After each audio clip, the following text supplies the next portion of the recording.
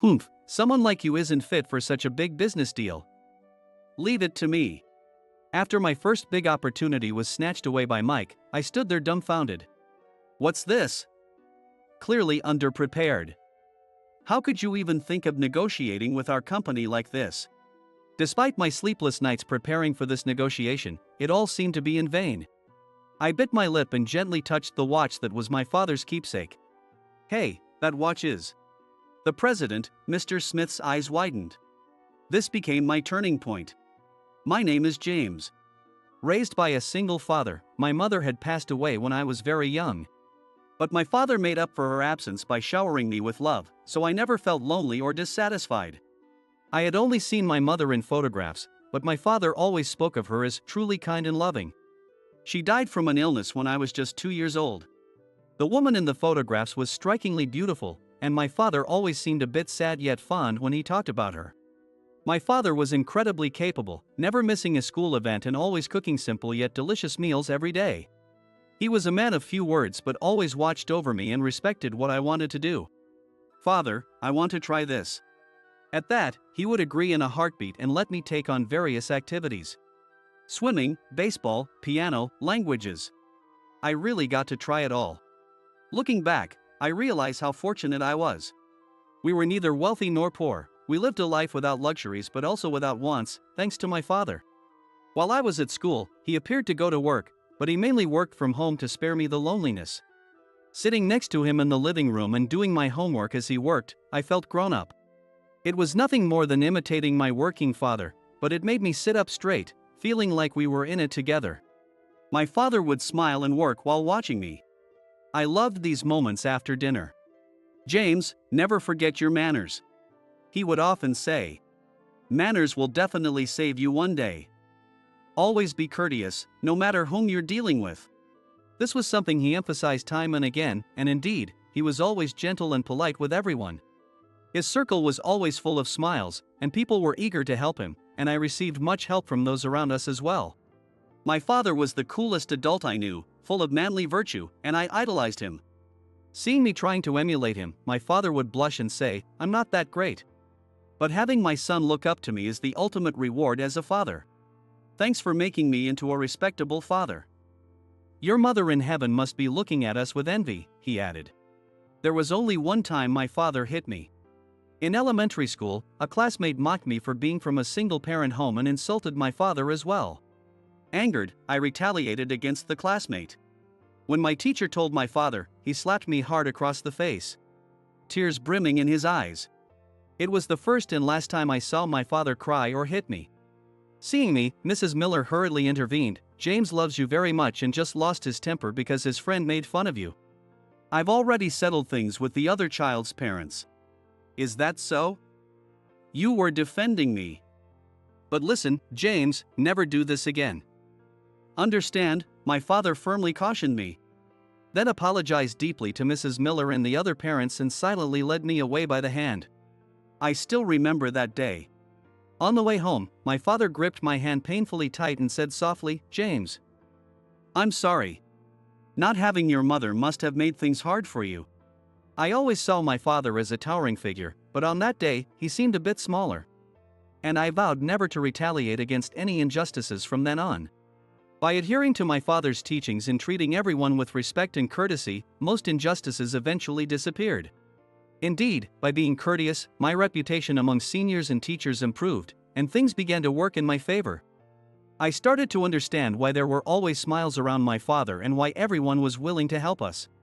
James is such a hard worker and always tries his best, which makes us want to support him, my teachers and seniors would say, helping me to have a pleasant life as a middle school student.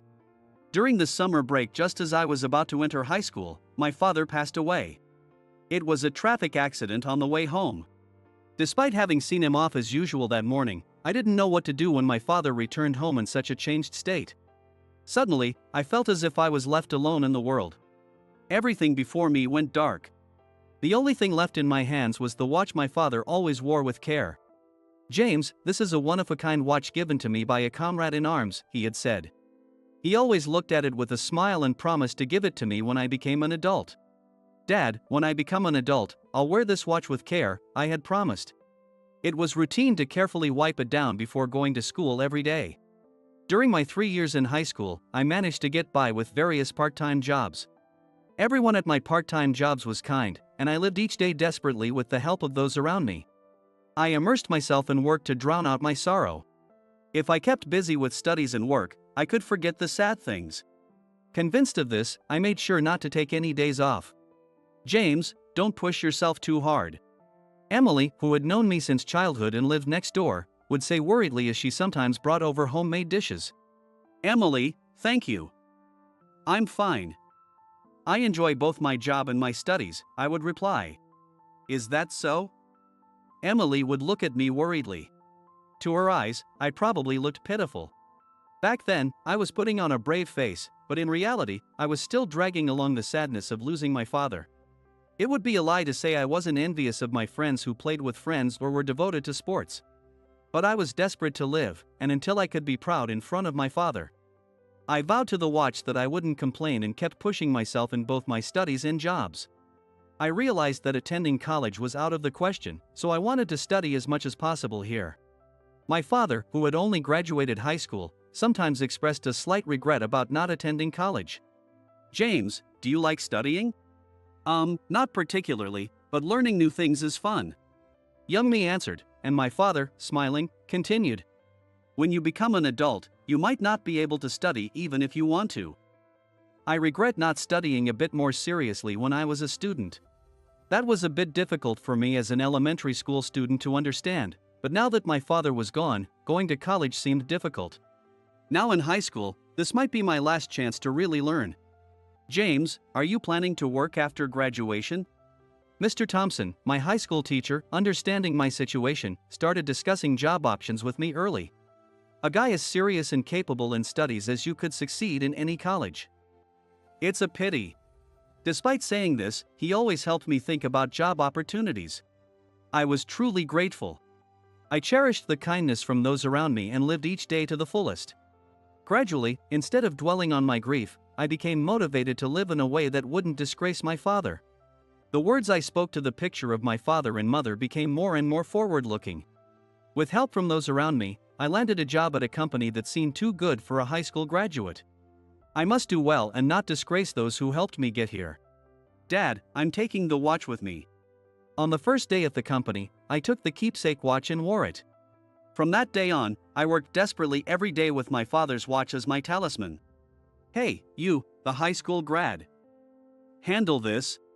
My supervisor, Mike, would carelessly throw documents onto my desk, which I carefully organized and reviewed. The work environment wasn't bad. Except for this supervisor. Everyone else instructed me politely, treating me as a full-fledged employee without favoritism despite my high school diploma. Although it was challenging at first, it was truly gratifying to be given real responsibilities and not be looked down upon as just a high school graduate. Only Mike never recognized me as a full-fledged employee, always assigning me menial tasks. It was just the beginning, I thought. For now, I must endure. I truly believed that someday Mike would recognize me. With that belief, I obeyed even Mike. Indeed, Mike always topped the sales charts and was deeply trusted by the front office. He was capable at his job, and I thought I could learn something from him, so I persisted without getting discouraged. Hey, high school grad. Why are you even in this company? Every day, like clockwork, Mike would hurl insults at me. Indeed, this company mostly employed college graduates, and the number of high school grads like myself could be counted on one hand. And one by one, unable to withstand Mike's bullying, they would leave. I could sometimes hear the office ladies whispering. Did you hear? Another high school kid quit. Yeah, it's Mike, right? He looks down on everyone because he's from a prestigious school. The last one who quit was a college grad too, but not from a very prestigious one, and he really gave it to her. You're either elite or you don't belong here. Mike would say, currying favor with the bosses but being cruel to those he considered beneath him. James, it's amazing how you can stand him. I just can't handle it anymore. A college-educated co-worker said before quitting. Within less than 6 months, all my peers had quit, and I was the only one left. Ha, tough little guy. At least you've got grit. Mike would snort disdainfully, continuing to assign me menial tasks and snide remarks, but as I endured and handled them, my reputation among others began to grow. "James, want to try handling this task?" "I think you're ready for it now," someone suggested. "James, want to come along on this deal? It'll be a great experience for you," another offered. Gradually, I was entrusted with bigger responsibilities and allowed to accompany on major negotiations, getting direct exposure and learning opportunities. However, somehow I always ended up being replaced midway through these tasks. At first, I thought it was due to my own inadequacies and seriously reflected on what might have gone wrong. But as Mike frequently ended up taking over, I began to feel something was off. Surely not. The unpleasant thought crossed my mind, but there was no proof. It could just be a coincidence. Perhaps I truly was lacking, and Mike was just cleaning up after me. I shook my head, dismissing the troubling thoughts. Indeed, Mike was unpleasant. But blaming my shortcomings on others wouldn't help me grow. I continued to focus on self-improvement with a positive attitude. I motivated myself with the goal of someday handling an entire negotiation on my own from start to finish. "James, this is a crucial deal for the company. Can I entrust it to you?" One day, 5 years after I joined the company, President, Mr. Carter directly assigned me a significant negotiation. "Yes. I'll do my utmost." This was certainly my turning point. I spared no effort in my preparations, working tirelessly to approach the negotiation well prepared. I communicated thoroughly with the sales representative, ensuring the materials were clear and comprehensive to avoid any oversights. "Wow, James. You're doing even better than I taught you." As I prepared with guidance and advice from many, the day of the negotiation finally arrived. "A kid like you handling such a big deal? You're in over your head. Step aside," Mike said, taking the materials I had prepared. Then he reported to Mr. Carter, "I'm concerned about relying solely on him, so I'll accompany him." And it was decided that Mike would join the negotiation. This gave me an uneasy feeling. The unpleasant scenario that had once crossed my mind was about to become reality. On the day of the negotiation, Mike and I headed to the meeting in a taxi together. Despite the significance of what we were about to undertake, the ride was silent throughout. "Hey, high school grad, I'll handle this. Just watch and learn," Mike said tersely before entering the conference room. Inside, the president, Mr. Smith, was waiting. As the negotiation progressed, Mike took charge of the conversation. However, he began deviating from the materials, and the discussion became disjointed, never quite coming together. The conversation veered off in directions I hadn't intended, and I didn't get a chance to speak at all. Seeing the increasingly grim expressions of the people from the client company, I clenched my jaw in frustration. It felt as though all my efforts had been wasted, leaving me feeling helpless. Driven by his panic at the disarray, Mike's discourse strayed further from the core issues. Amidst deep sighs and bored tapping on the table, Mike's verbose talking turned him into a virtual jester. "Really, what is this? It seems this negotiation was a waste of time." Mr. Smith finally expressed his frustration. "I'm terribly sorry." In the ensuing silence, I instinctively apologized. "I thought the documents were well prepared and clear. What a pity." He sighed deeply, glancing my way momentarily. Mr. Smith looked at my watch and exclaimed, "You? James, was it? Where is that watch from?" Pointing to my watch with trembling hands, he asked. "Yes, my name is James. This watch was a keepsake from my father." "Could it be your father was David?" "Yes, my father was David." "Did you know him?" After a moment of thought, Mr. Smith looked intently into my face again, as if seeing it anew, and said, "I see. Ah, James. You're David's son? I apologize if I'm mistaken, but did you prepare these documents?" "Yes," I replied. "In that case, could you give the presentation from your perspective once more?" While somewhat bewildered, I remembered the story of my father's watch, a unique treasure given by a comrade. I was shaken. But I had been given another chance. Mike sat next to me, his face ashen. Taking a deep breath, I delivered the presentation as practiced. It went well, I believe. I engaged sincerely with the client who listened intently. The Q&A session was efficient and thorough. As I concluded the presentation filled with a sense of achievement, Mike clicked his tongue softly, looking at me with displeasure. Mr. Smith approached with applause, extending his hand for a handshake. "Well done, you put together a solid presentation. Thank you very much." I shook hands with Mr. Smith, and we successfully sealed the deal. "You seem to work much like your father did," he continued, sharing a bit about my father.